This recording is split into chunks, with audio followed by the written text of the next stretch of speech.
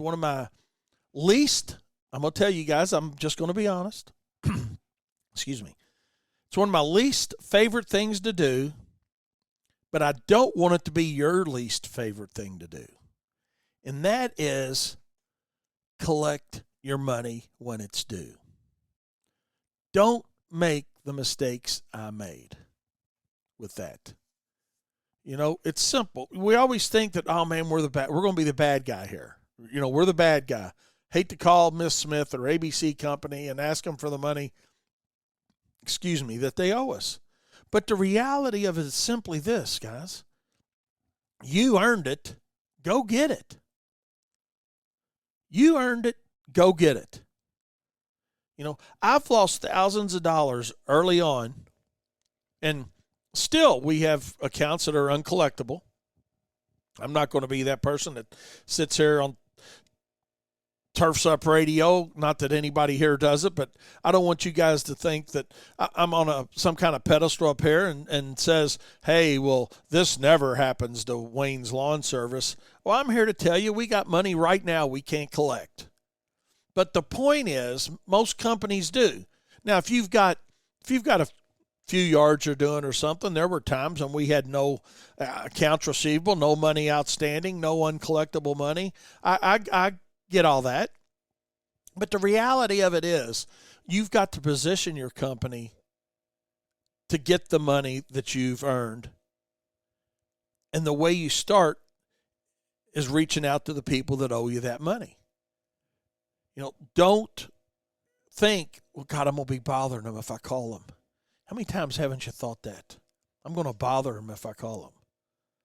You know, we got to get out of that mindset. Just simply get out of that mindset. You know, so what's the problem? That's what you really got to ask yourself. What is the problem? Is it that the client don't want to pay, or they won't pay, or maybe they're not just paying you because they perceive you as the lawn guy?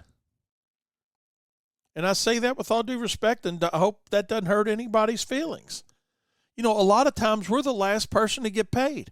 How many times when you do call somebody or something, they say, well, I had to pay for this, I had to pay for that.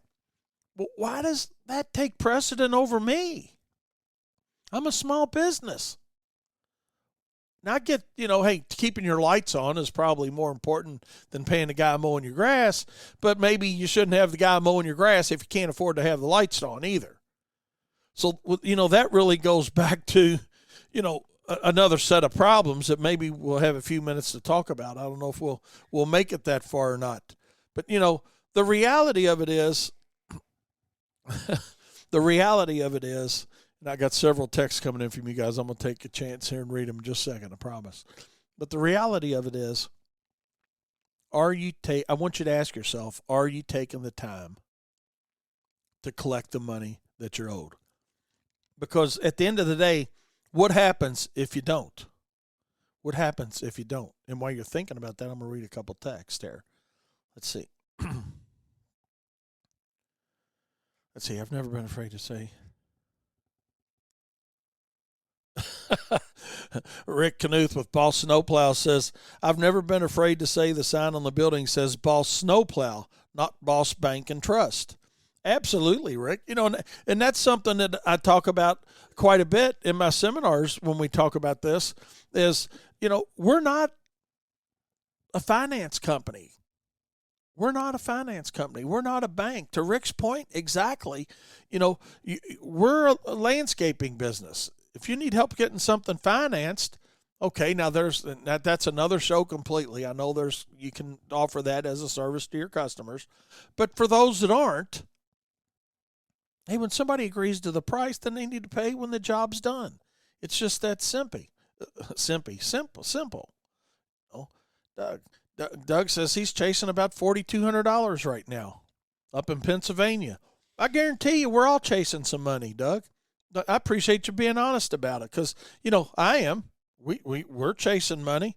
Hey, good thing, though, man, with that forecast you guys got for 1 to 3 inches of snow, maybe you're going to be putting a little salt in them trucks, right? And generating some more profit dollars for you, buddy. I see where you guys got a little bit of snow in your forecast. So hopefully you get to go out and do a little salt and make a little money. See how your ground temperatures hold up or whatnot. But the reality is, getting back to the collection side of it, people always want to tell you, or when they do answer their phone, they mess up and they answer their phone. They're like, oh, well, I thought I mailed a check. Or how many times haven't you heard that? I thought my wife paid for it, or I thought my husband paid for it, or I thought my significant other paid for it. I'm sorry, we'll get you paid right away. I get, it's just crazy. So what you got to do is look at yourself and say, what's going to happen if you don't collect your money? Now, the obvious answer to that, you know it and I know it is, you're going to go out of business or you're going to struggle. And maybe struggling, not maybe, I'm going to stand up to the plate and say it. Struggling is probably worse than going out of business. Because I struggled for 9 years because I didn't go after the money that I had coming in. First of all, I didn't have my jobs bid right. Secondly, the people that weren't paying us were really hurting us because we didn't have enough margin built into the people that were paying us. And sometimes that struggle is worse than the failure would be. Now, I'm not going to get too deep on into that side of it, but just keep that in mind. You young guys that are out there, and maybe you're 1 or 2 years into your business, or 3 or 4, understand that, hey, whatever you can do to help eliminate that struggle